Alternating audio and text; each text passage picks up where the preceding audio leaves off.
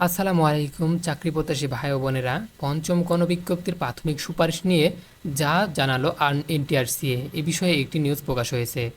তো এ বিষয়ে অনেকে আপনারা আপডেট জানতে চাচ্ছেন, মূলত তাদের জন্যই আমাদের আজকের এই ভিডিওটি।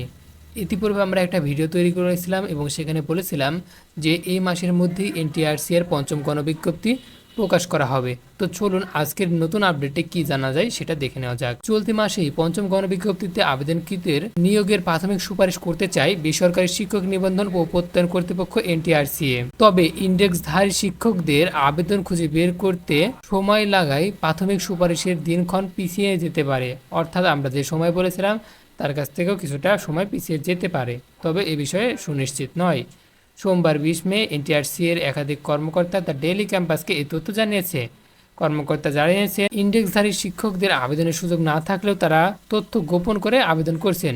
তো এই ধরনের অনেক ধরনের সমস্যা তৈরি হয়েছে, যার ফলে অতি দ্রুত আবেদন প্রক্রিয়া শুরু করতে চাইলেও কিন্তু আবেদন প্রক্রিয়া তারা শুরু করতে পারছে না। আশা করি খুব সহজে এবং অতি দ্রুত এই আবেদন প্রক্রিয়াটি শুরু হয়ে যাবে।